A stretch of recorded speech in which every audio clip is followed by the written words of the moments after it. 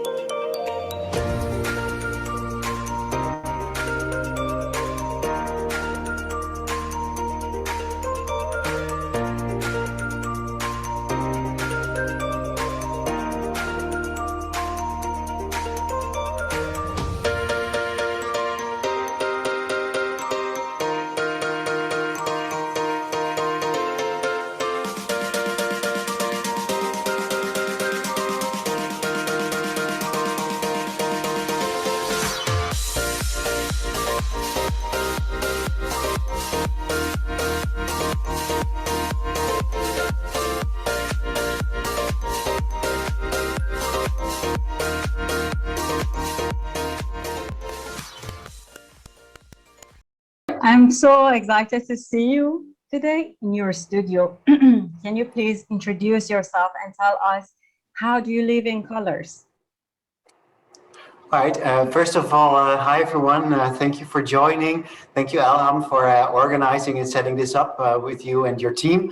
It was a pleasure working with you over the last couple of months, actually. And I'm here in Rotterdam right now, in the Netherlands. It's 1 p.m. in the afternoon, and I'm in my studio. I work here in the south of Rotterdam. In an area with a lot of studios and artist spaces, and I can show you a glimpse of my studio here. So behind me is the wall where I put up all the work that are final, and then I have some of the materials here that I work with. So you see, these are, for instance, the foils that I work with. And these foils can be folded and applied to the panels that I use. And so these are some recent works that we've made here. And they're the foil that I just showed you on to debond panel, which is like aluminium panel. And what you don't see when you see the digital exhibition is that there are actual folds, and the folds are sometimes like 2-3 centimeters high. And then here in the middle is my co-worker Thomas, working on some sketches. Working on some sketches that we're doing. We have an exhibition coming up in Amsterdam, and what we are doing in Amsterdam is going to be showing some panels, showing some really large panels, but also doing a mural. And then so here in the back is where we can sit and relax. Yeah. So it's nice and spacious, and it's quite large. Yeah. And so this is where I get my inspiration, and also where I work. And actually, Thomas and I have teamed up since November, and he comes from fashion. He's a stylist, and he's also a color expert. So we're both working on a collaboration where we find a new color scheme. We're looking for colors that can actually learn us as viewers something new about the colors themselves. And so we look at colors because let me explain first. I think one of the main challenges that I have, that we have is that we cannot blend the materials. It's not like paint that you can, you use your brush and then you blend it and then That's it true. becomes something else. They're fixed materials, right? So what we have to do is actually optically blend the materials. And what we do is we put together like different colors, and then we look at what the effect is that the colors have on each other. So for instance, next to this color, this might become a bit more pale or a bit more gray, or this becomes a bit more yellow. I'm just saying something now. But just trying to explain like how we try to optically blend. So sometimes when you switch between the colors on the panel, then you think, now that's a bit more yellow, and then, oh wow, that becomes a bit more red. And because the eyes can be fooled by the different pigmentations in the foil. So that's one of the challenges that we have. And then when we apply the material onto the panels, we use folds or folding as a way to make it more three-dimensional. Because once I started folding the material, I thought I should explain to people what they're looking at. So I don't really want to give it all away, but by using the fold, you can sort of understand, like, it can be metal or ceramic, or maybe it's paper.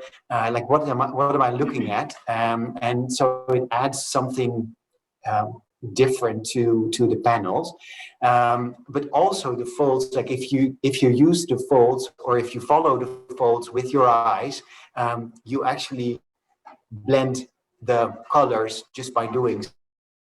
So that's another way of why we want to use the folds. So that's in like real short what we do here and why we work with these colors and how we apply them. That's very interesting, and I believe the folds are very, just important part of your work, because it gives, as you say, just it gives like a different accent, or just bring it up, just to the next level. So which is very interesting. Yeah. And so just I have a question, and that is, of course, just for our audience and just participants today to know more about your practice and your style of working. So just I would like to ask you, where is the source of your inspiration, or like just how since the beginning just you start this just, or you start to just working with colors, and just even with the materials, if you can explain that would be perfect. Yeah, I can explain. Sure. I've been working for 12 years now, and when I started working in the arts, I used duct tape, like the rolls of tape, and I was very much inspired by painters, but also by street art. So I would look at different types of street art and different painters. I've always been inspired by David Hockney, for instance. He's a great colorist. And I think that in the beginning, my work was very graphic, it was very like in graphic design. Over time, my work has evolved, and now since I work with these foils, it has become more balanced, and maybe it has a bit more calm to it, even though the colors themselves, they carry a certain energy with them.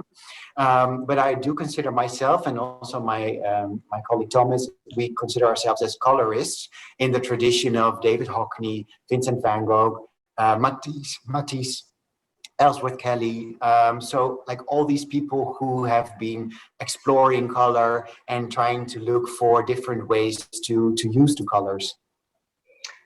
Thank you. So just the use of remarkable materials in your work are remarkable. So just I really adore, just how the way you use, and just how the way you reach to, just to the point to use of like a foils and tapes, just to bring something different to, just it's like very interesting to me. It's very unique somehow. So just can you a little bit explain, so just how you reach to that point, and you start since the beginning to use, just those materials, and how it came to you, just what happened? Yeah, I was in art. When I was in art school, I always wanted to paint, really. But I didn't really have the patience and I didn't really have the skills to use oil or acrylics. So I've always been looking for different ways to paint. So I would make large installations in the room with different materials. And then I would always look at it from a painter's perspective. Because I think that you can really paint with all sorts of materials.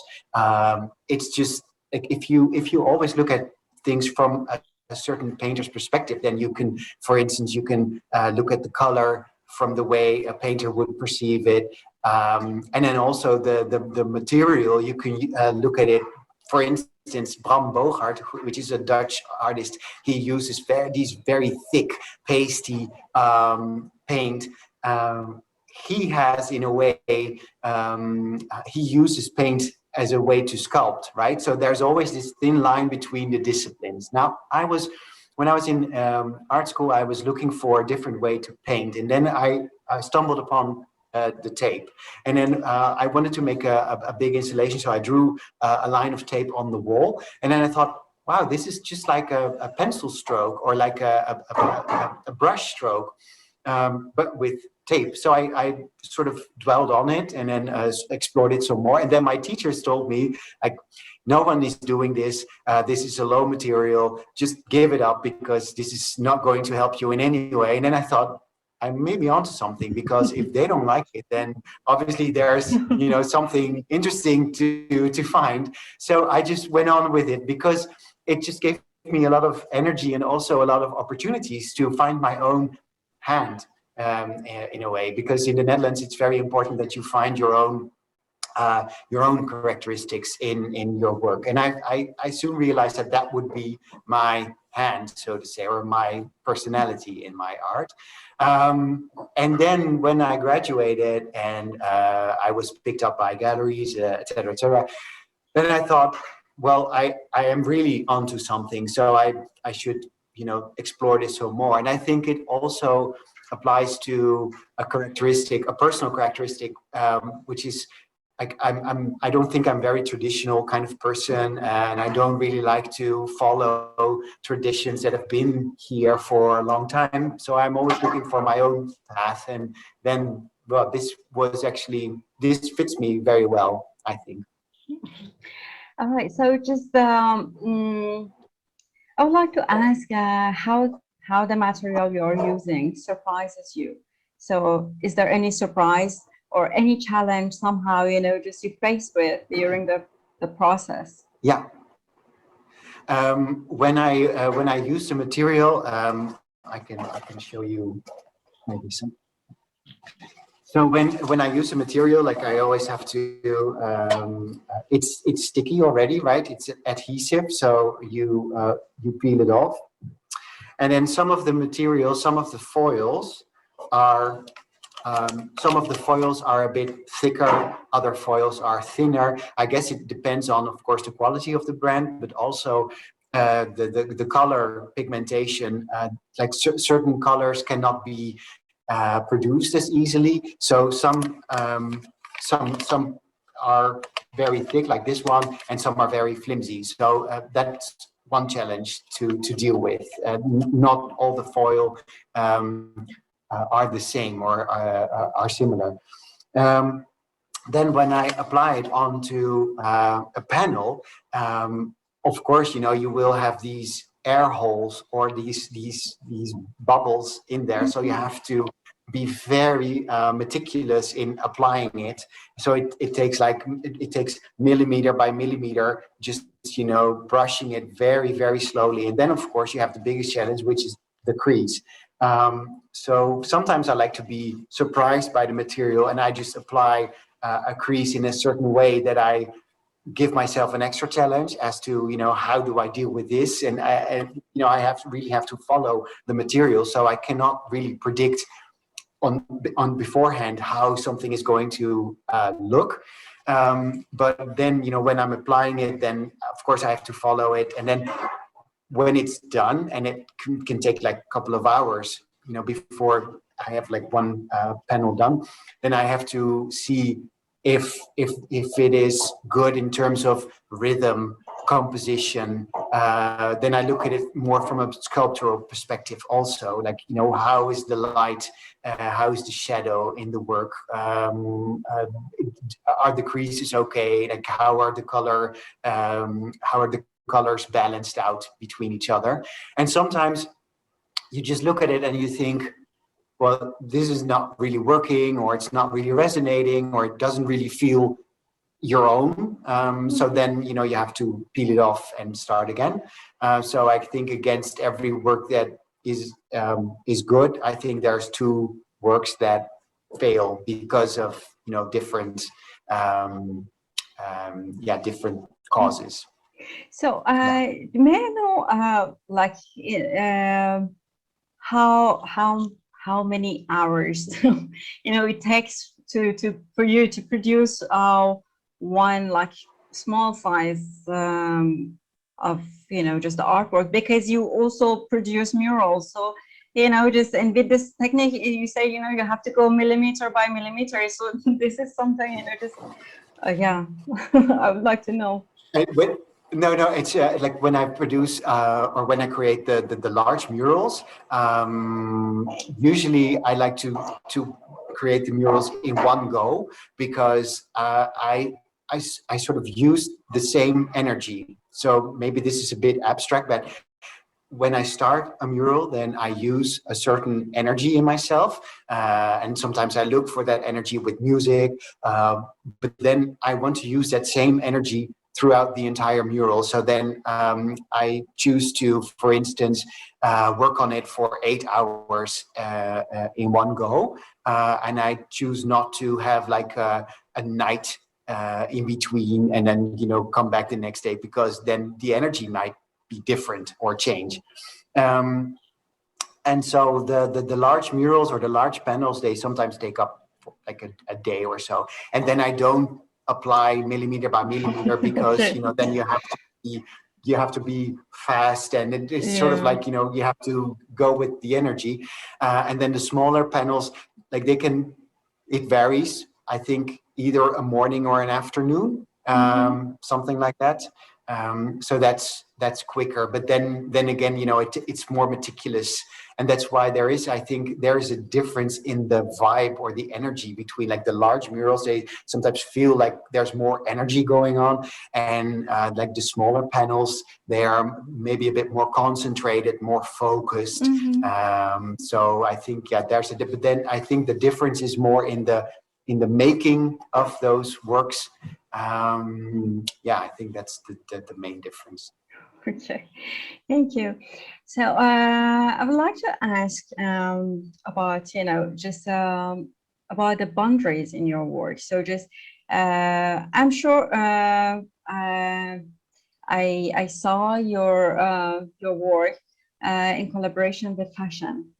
So just so just, and that was very interesting. So I think that was recently, if I'm not mistaken. So just how the way you push that boundaries, or, you know, just you have, you know, just other boundaries you want to push, or, you know, just some boundaries, you know, just it made you stuck. So just you like to do, but you still couldn't find a way to manage it. So can you explain about that? I explore the boundaries of the disciplines that I work in, because I think it is more interesting to see where the overlap is between disciplines than, like, for me, it wouldn't work to stick in my own box. So I like to seek collaboration with other disciplines, like, for instance, the fashion designers that I've worked with last year. I worked with the Elliott Collective. They're two young designers who just graduated from Arnhem Fashion Institute, and with them, I wanted to explore, like, you know, can we find overlap between their work and my work? Can we, for instance, create an installation where the murals end up in their dresses.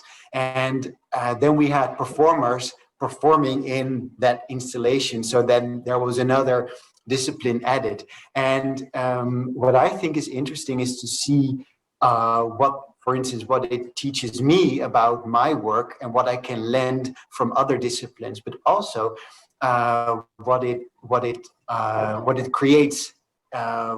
Because I always find the areas between the disciplines most interesting. You know, where the lines are a bit blurry.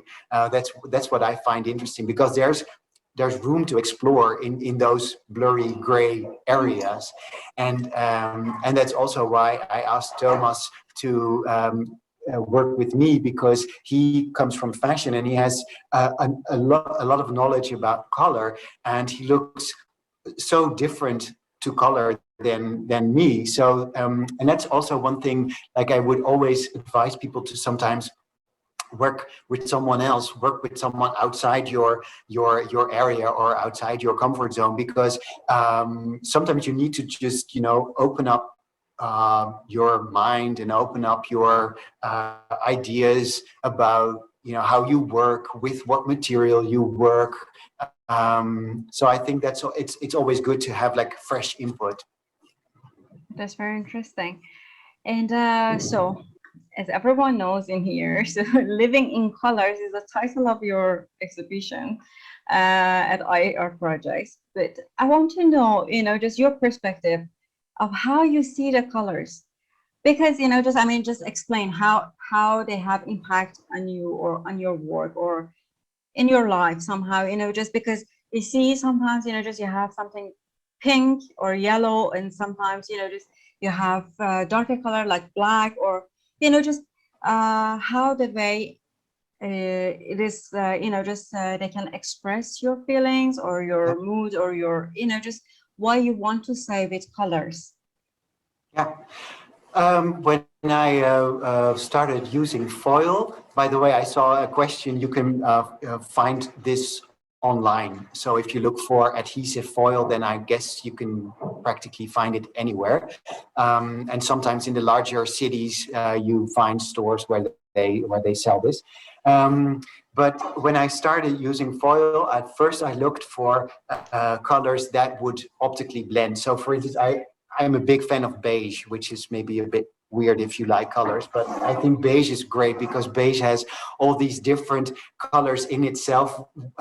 It's sort of like gray. You can combine beige with a lot of other colors. But I was just looking for colors that would actually blend, or they would learn something new. And then all of a sudden, the pandemic started, and I felt there was a shift in energy in the world, but also in myself. And when I work with these very bright colors, and I felt that I needed a lot of energy to work with these colors, because it takes energy to sort of like absorb these colors when you're working with them. So then the pandemic hit, and then all of a sudden the old color palette seemed too much. It was just too much energy. Mm-hmm. So then I started to tone down the colors. And so I started looking for adjacent colors that would take off a bit of the energy. So that's why some of the works in your exhibition are a bit more demure in color scheme. They were created when the pandemic started. And because these colors are usually very bright, very happy, very like they can lift you up really. And I thought, well, even though I think everyone was looking for ways to lift themselves up, it felt too much to work with these colors. So that's why I sort of toned them down. And now since a couple of months, I figured out that, you know, since we're here in the pandemic for longer, and there's, let's hope there's a bit of, you know, positivity on the horizon, then I started sort of like allowing myself to let more color in. And then I also found that, color can be very consoling in these times. So that's also why I sort of embraced more color again, but differently now. I think I'm using different color patterns and different color combinations. Okay. And by the way, so I'm still very curious about your process in terms like you explain about your process, but my question is about, just how do you work? Like you sketch freehand or you prepare something freehand, or either is something spontaneous? No, I make little sketches. So for instance, I'll get one. All right.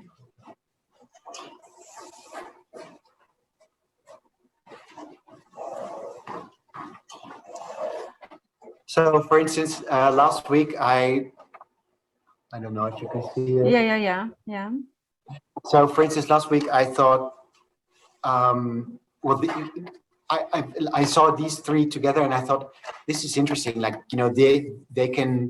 they do something with each other, and I'm not sure just yet what it is. But then I just cut out different forms and shapes and colors, and then I think I should look this up later on. So then I have these notes hanging here, and then Thomas is also doing a lot of these sketches, so that we have like all these small sketches where we think, that is interesting, because I can show you one another.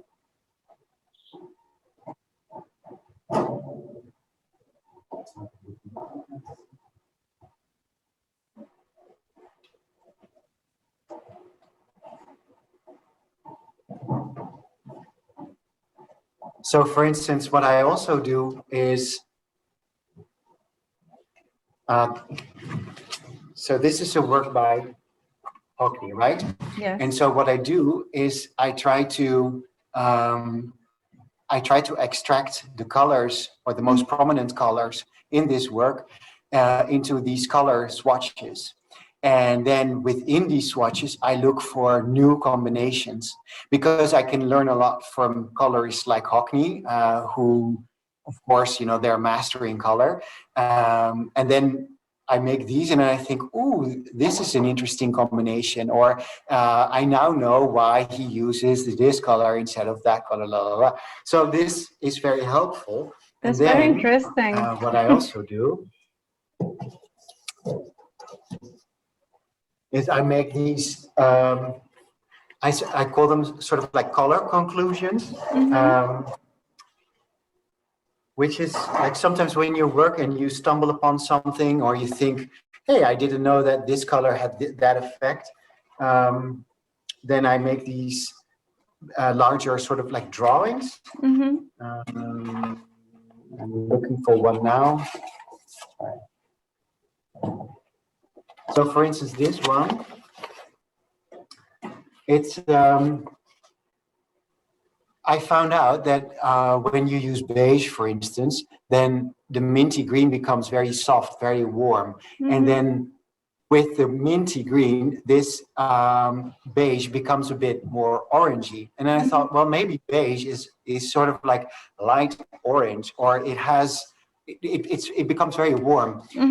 Now, when you apply transparent blue on top of it, it becomes even warmer, obviously, because of the cool color. And then I put this orange square in the center, and then this becomes like a very hot, sweltering square. And so this is actually, how I'm looking up the effect that colors have on each other and on me, and what I can learn from it. Because if you now compare this to this, then you think, oh, they're related, right? They are the same DNA. And that's what I find interesting. So then I make these, and then I think, okay, so how can I transform this into one of that? Okay. So another example is one sketch.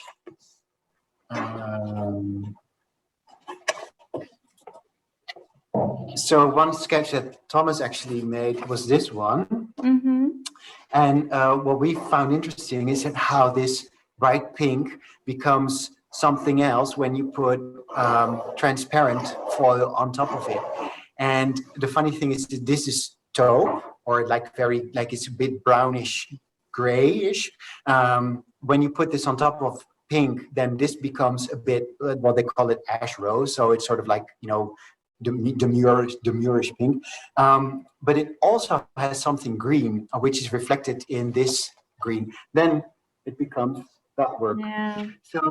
So those are sort of like the stages that we go through. Like you have these small sketches, then the larger color conclusions, and then they end up in these final works. So, which means a lot of research in the sketches. I mean, this behind. But Yeah. okay, so I'm also curious about the folds because those are my favorite parts, a part of the colors. So, yeah, I would like to know, just how you decide on them. Like, just how do you decide, just how to apply the folds in the final piece? It's usually I apply the folds when two colors mix. So whenever there's two colors, there's usually always a fold. There's an exception when there's, for instance, we call it a dip. So almost like when you put a painting in paint and you sort of like you dip it shortly, then there's a dip and then there's no fold. And then the folds also have to have a certain rhythm. So this is where it becomes a bit organic, I must add. I mean, I don't have a mathematical scheme or anything. It's just like, you look at the rhythm of the work and then you think, well, it would be nice if, for instance, the fold here would be a bit more diagonal, and then it needs to be counterbalanced by some fold that is more straight, and that's how you play with it and how it becomes what it is. It's It's very interesting. So since you are using very sensitive materials, can you just tell us how durable the materials are? Like, yeah. It's it is precious material. So, for instance, if you pinch in it, or you can break it, of course. But once it's applied on debond and it's on the wall, it can last, I don't know, like 10, 20, 30 years. I've been working with it for 6 years now, and the works that I've made in the first period of time they still look brilliant, and the colors hold up very well. And the good thing is, foil with the carrier, the debond, like the aluminium panel, they're the best of mates, right? So whenever you apply the foil onto the debond, it will never come off unless you heat it, and then you heat it, and then you can sort of like you scrape it off, but it takes a lot of strength. So that's one thing. And I'm not sure how long it will it will stay with us, but for the last 6 years it stayed very, very well. So I'm positive about That's that. the amount of time. So 6 years. Yeah. Yeah. No, but like, and then the murals, that's something else, because when I create murals, I always envision the murals to be in a place for a certain amount of time, because murals usually mark a specific location and a specific period of time, and so that's why I think it's more interesting to leave them somewhere for a while, and then to take them with me after a while, and that's also because, well, what I really don't like is that when I was in art school, teachers taught me that I needed to make art for with eternity value, and I thought that was such nonsense, because, well, first of all, we are not here for eternity, and then second of all, you lose a lot of interesting options if you don't explore the different paths and the different materials and methods that are not for eternity. So And then I decided that these murals can be actually a way to explore art that is here for a short period of time. And now when I take it off, I fold the foil and I bring it to a friend of mine. He's also an artist, and he works with second-hand plastic. So he uses the plastic again in his work. So sometimes I see snippets of, old fragments of my work into his work, like only the colors. So in terms of sustainability, I thought, I needed to find a way Yeah. to not create waste, but create something else. That's a very interesting way to. Yeah, and then at first I was a bit anxious because I thought, well, what if I actually see large chunks of my work in his work? Like Yeah, yeah, how yeah. does that work? But I now saw his process, and he really he cuts these pieces out of it, and then so the only thing I recognize is the color of the foil. So it just totally Yeah, blend and so yeah, nothing recognized, nothing left. no, not recognizable. No, no. Okay. So, do you have any plans sometimes soon to explore other matters, or maybe you already did? I don't know about that. So, if you can explain I'm about that. actually what I did in Nijmegen, a city here in the Netherlands, in November or in October actually, when I worked with these fashion designers, was to blend foil with fabric, with textiles. So, for instance, I found that some materials actually have the same color and they have the same look and feel. So we're now exploring, Thomas and I are exploring a mural and some large panels in a combination of foil and fabric, because it can be very interesting to look at a contrast between the different materials, and to see if we can use fabric in the same way as foil, but then again, fabric is much softer, and the creases are different. So that's something interesting, I think, to explore and see where that can bring us. Yeah, that would be very interesting. I mean, just I saw the pictures only, but it was a very interesting pictures from what I've seen. So, yeah, but I think it would be very interesting to explore further, just a combination of different textures, but maybe almost the same color. So that is something I'm looking forward to see more Yeah, thank in you. your work. Yeah, you're welcome. And so, okay, since this exhibition is your first virtual exhibition, as I'm aware of, okay. Yeah. So just tell us, how do you feel about this, or how do you feel about the expanding of the digital world somehow, and how do you see your works, or just your more exploration or more being involved in this? Well, I was very enthusiastic when you asked me for this virtual exhibition, because I thought that it's, especially since the pandemic, it has been clear that a lot of a big chunk of our world has shifted to the online world, right? So also enjoying art has become a digital experience. And even though I think that my work works best one-on-one, like in the real world, I think it is very interesting to look for ways where people can enjoy it in a virtual surrounding, in a digital surrounding. So I was actually very interested in exploring this new way of showing work, showing my art to the world. Also because through a virtual exhibition and a digital exhibition, you reach a lot more people than when you stick to a gallery or an exhibition space. So I think that is also very interesting. It is, however, always it is, however, always a bit of an alternative, right? Because it's you don't really get to see it in real life. So it's always different. But I think it's a very nice introduction of what art can be and, you know, how you can perceive it. Yeah, that's interesting. Yeah.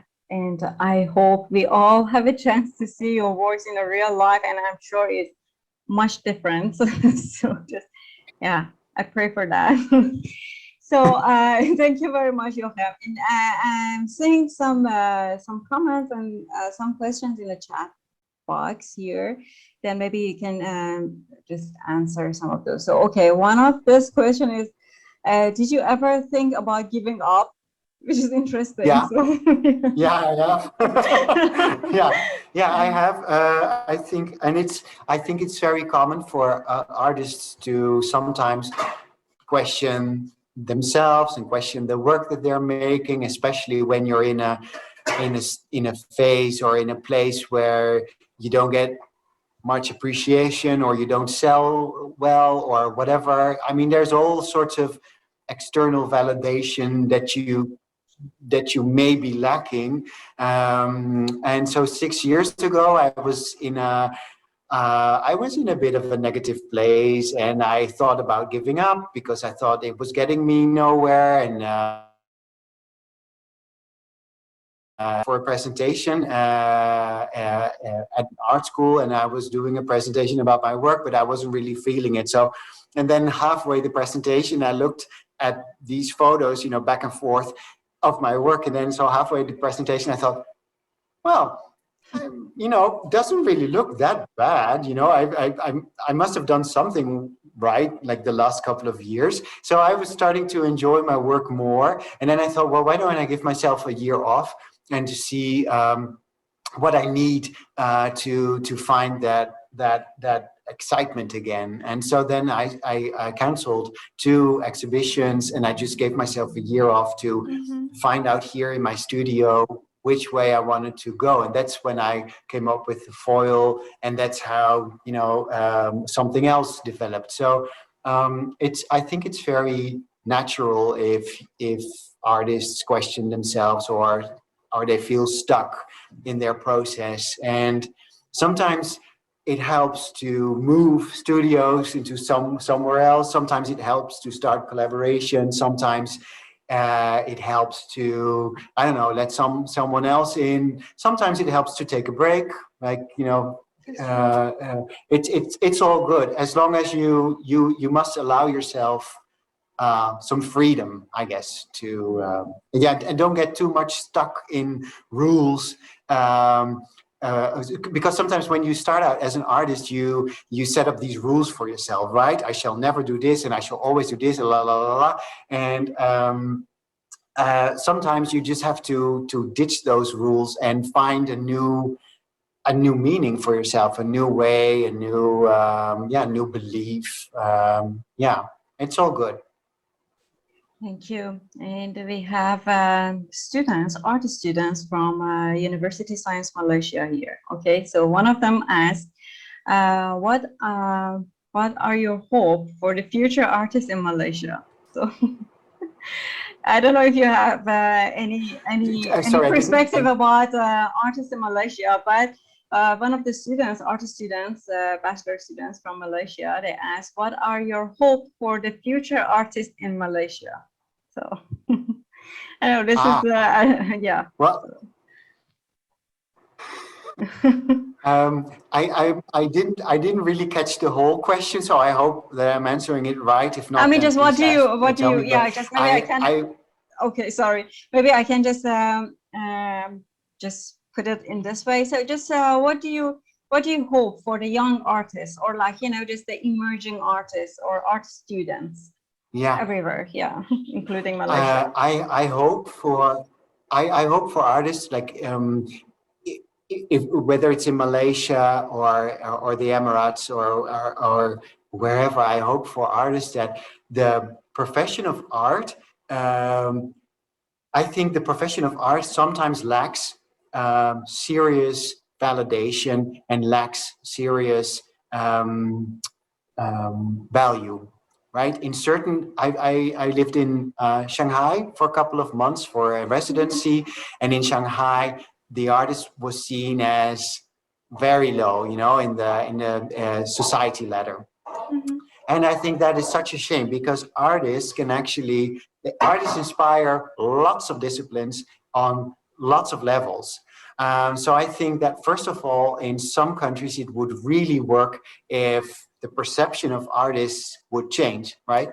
So that's what I hope for younger generation, that the perception of their profession increases. Or then what I also hope for younger generation is that in some countries it's very unfortunate, but in some countries art is still restricted by, you know, what is possible politically, um, and I really hope that at some point, you know, young artists can make the art that they really want to make without, you know, feeling that restriction.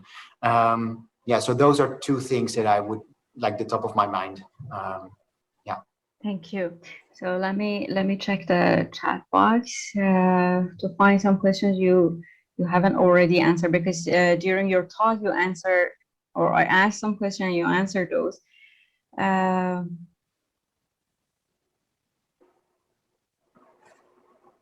Okay, so one of the participants here asked about what are your views on NFTs? So yeah, this is interesting. So just, have you ever tried NFTs yourself, or not yet? No, No? no, not yet.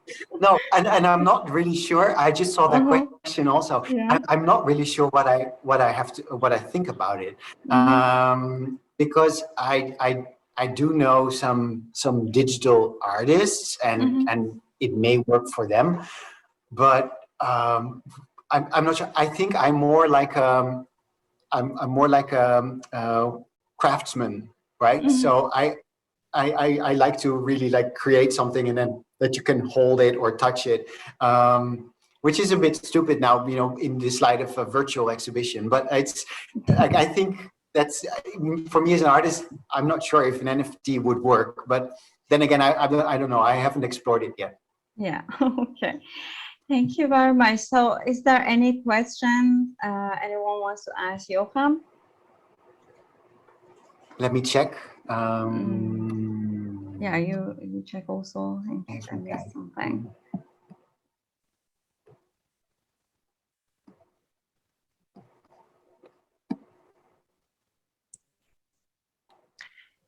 Dr. Ilham. Hello. Hi, this is Hi. Dr. Nadia Al-Hassani. Sorry, I just finished meetings. Thank you very much, Dr. Nadia, for joining. This is a very much surprise. Thank you. How are you?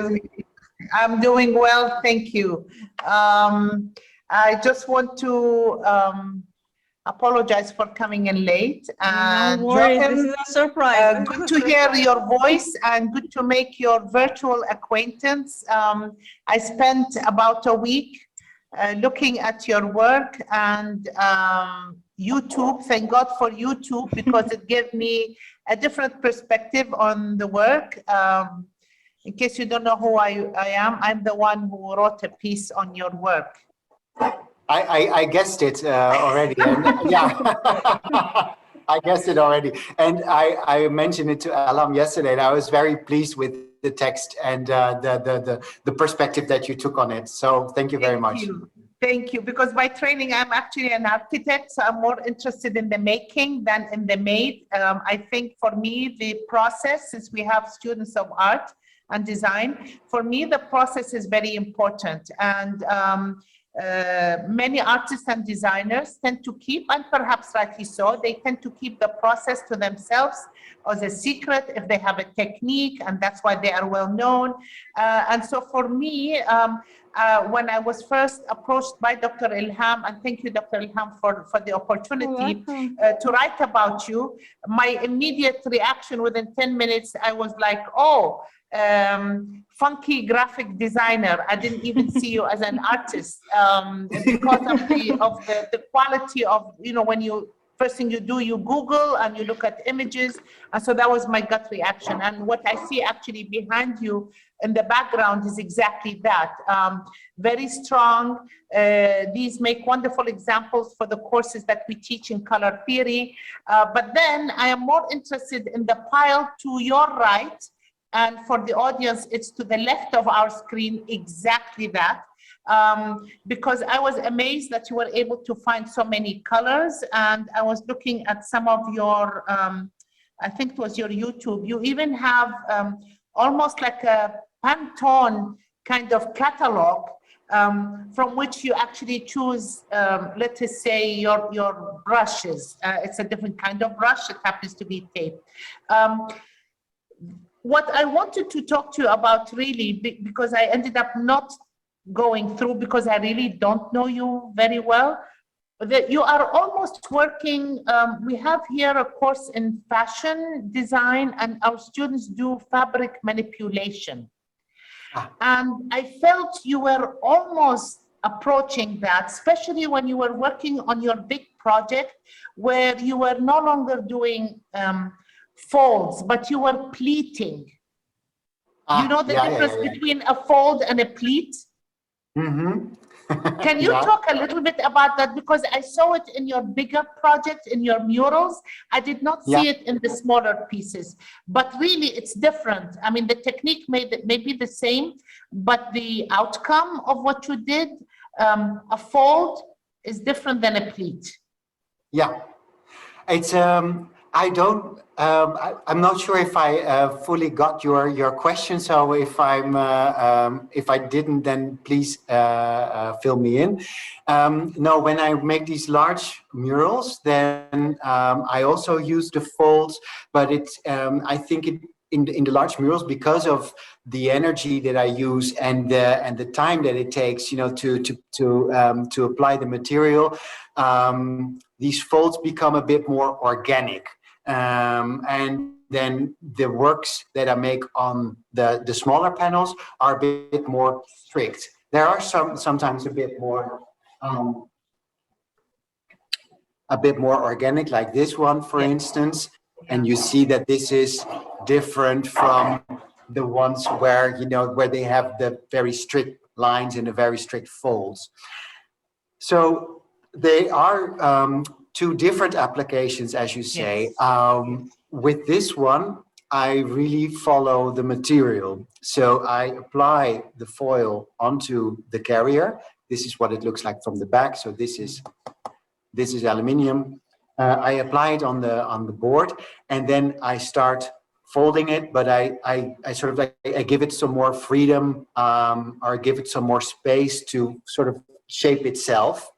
Whereas when I use it on different in the different panels, like when I put it more when I put more straight folds into it, then I leave less room for improvisation. For instance, I leave less room for the material to go in a different direction.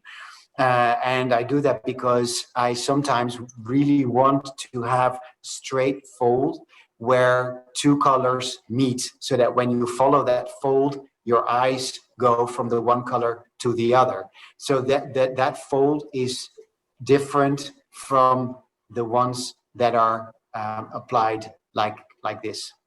Okay, so let me then a follow-up question. Sorry, Dr. Ilham. If you are saying that I allow the material to inform me, or let us say you give some freedom to the material, as Louis Kahn would say, to be what it wants to be. Again, in one of your works, I noticed that you do start with small, and I don't know what those were they sketches or a smaller scale?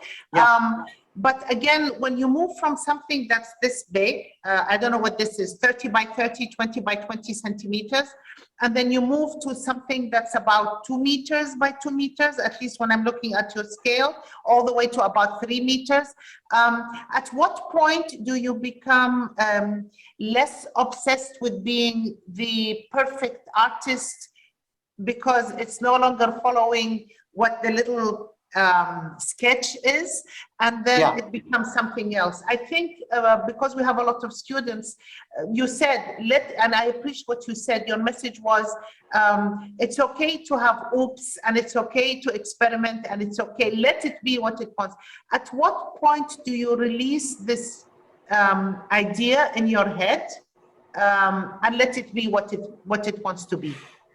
Yeah, so when I make the sketches, I make the sketches to understand the composition and to judge the composition beforehand, so that I know when I am making a mural, what will it turn out, sort of, what will it look like. But when I'm making the mural, then obviously there's a lot of things that can happen, and there's a lot of surprises along the way. And sometimes, well, of course, it's never a question of sort of maximizing the sketch, because it doesn't work that way.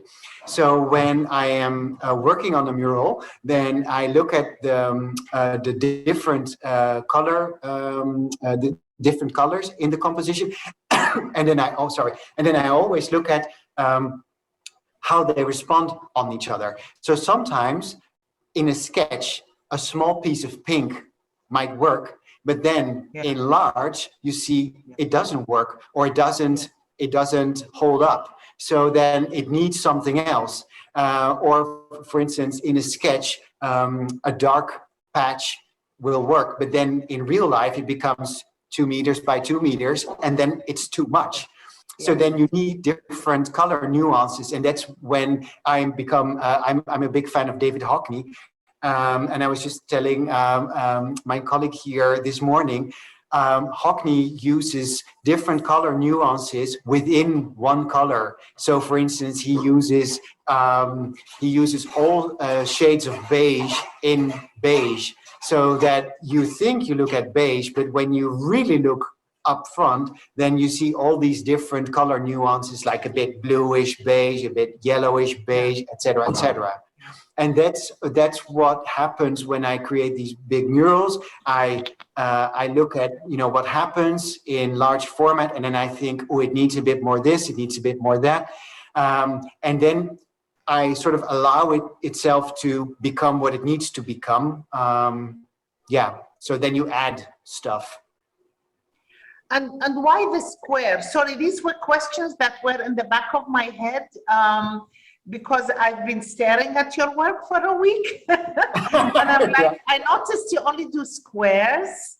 You do in the murals expand a little bit by making the project, for example, sometimes you use a corner, and so and then it sort of dives into the floor if it's a corner, but at the end of the day, it's still square. And my question is it because of the material, or is it because you're really trying to perfect something before you jump into the next, or am I reading too much into what you're doing? No, that's a very interesting question. I sometimes get that when, because people think, I think the material sometimes dictates the line in the composition. So when I follow the material, it becomes straight already in a way. When I try to make it more smooth or more round, then you need to work your way around it. So I like straight lines in a way. I like it when it's a bit slightly bent, but I like straight lines in a way. It's a bit more monumental or colossal, I think, when something is straight.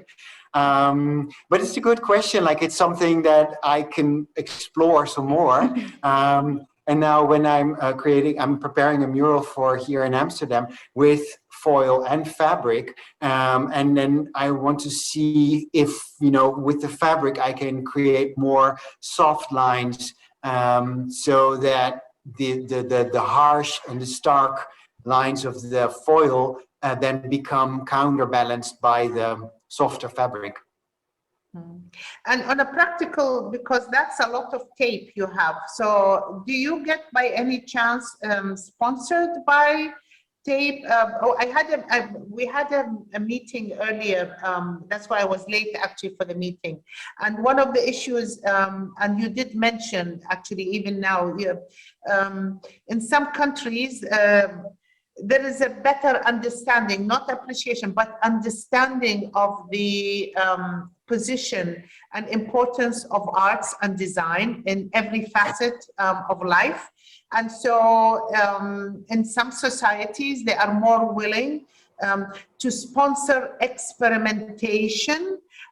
So in your case is using the tape for other than what it is intended. I mean, I kept on calling it colorful duct tape. And I thought, okay, if I put that in my writing, I might offend the artist, and that's not what I meant. Because some of the most beautiful work actually comes, as you said, from compositions and from manipulations in the hand of a skillful artist. You may have the most expensive material, but if you're not skilled, at the end of the day, it's not art. So I appreciate you taking something so mundane, like I call it duct tape. But I was wondering, because this could actually also open a lot of other venues for the work. In particular, I'm looking, again, if I'm looking at behind you, sequential art, that's maybe another discussion. Sorry, Dr. Ilham, I really took over. No worries, no worries. This is very interesting, and I was asking you to join since the beginning because I want that to happen. You know, this is perfect. Thank you. So again, like the circle, if you come out of the square, can you do also sequential, because we have series? Again, when I looked at it, even what appears in your work to look like a series, actually you tend to not call it that, or maybe I just didn't see it. Each one has a very particular title for it. So again, I'm trying to understand your thought. In this case, I'm trying to understand your thought process, not your manual process. Yeah, so I've never, for instance, sometimes I create works and then I think this is a series, for instance, so then I think that they should stick together. I've never made sequential work in that sense that I look for a specific sequence. Sometimes I combine panels where I see there's a sequence in color, for instance, so that when you look from left to right, you see a slight change in from warm to more cooler colors, or that you see that there's one color that follows you from left to right. So that's as far as the sequential work. Yeah, it's visual. Yeah. And but it's not that, for instance, that when I create one work, then I create another work as a response to it. Like they're all standalone works, and sometimes, of course, sometimes I find something out about a color, and I think, oh, I should use this in another work or in the next work. But those are ongoing conclusions in your head, and you think, oh, this might be interesting. I should use this again, or I should do it slightly different, or So, is that an answer? Yeah. No. That's actually perfect. And just to wrap up in my head, because I don't know for the audience or the listener, I was thinking of your work. You are trying to turn something temporary, which is, we talked about the spatial art. What's behind you is spatial because it's fixed. You look at it and take as much time as you want, etc. But then when we look at your murals, when you are working, you are performing a performance for me. So when you are done, everything on the stage, you actually take it, wrap it, and take it back home with you. It may not be the same instant, maybe in a day, in an hour, in a week. And for me, that's quite interesting for somebody who does both. So we do have musicians, that's it. They know by nature, music is temporal. Theater, if you're an actor, by nature, you act, it's temporal. For me, I find the balance, because you are very engaged in both. And I don't know how I really don't know how you do it. I mean, it's all your little creations. They are all equal. Is it because the murals are experimental and what's behind you in the spatial art is actually your final outcome? I am, yeah. No, it influences both ways.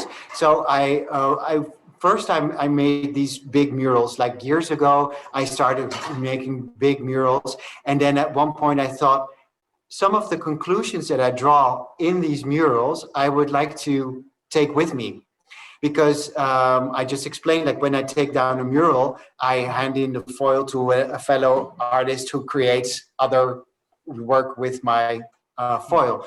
But when I create a big mural, then sometimes you see certain things, or you see certain colors react on each other, and then you think, I would like to take these with me. So then I create smaller works as sort of memories of these larger murals. And so I take them with me. And they, of course, also influence me on creating new work in large, with the colors that I use in the smaller works. So it goes back and forth. Yeah. Okay, brilliant. Well, I look forward to meeting you in person. You're a very colorful Dutchman, if I may say so. And we should be seeing more orange, perhaps. But really, it was a pleasure. It was a pleasure really psychoanalyzing you from a distance. It's not normal. Usually, I like to see the work. So it wasn't that easy to do, but it really was a pleasure because it's so different. So really keep up the work, and I look forward to hearing of more fantastic projects coming out of you. And Dr. Ilham, thanks again for allowing me to interrupt the discussions. I was Thank you patiently very waiting much until for the joining. questions Don't were worry over. about it, but I should take my chance to introduce you to the audience because, yeah, Joachim and I may know you, but maybe the rest, they don't know you. I would like to extend my sincere appreciation and special thanks to Dr. Nadia Al-Hassani, Professor and Dean at College of Fine Arts and Design, University of Sharjah, for her kind collaboration on writing a review for this exhibition. The review is available in the e-catalog on IE Art Project's website. So if you want to read the review, please download the catalog and read it. So, okay, thank you very much for joining. Thank you, Joachim. Thanks a lot for your time and, just the explanation about the process and, just answering all the questions.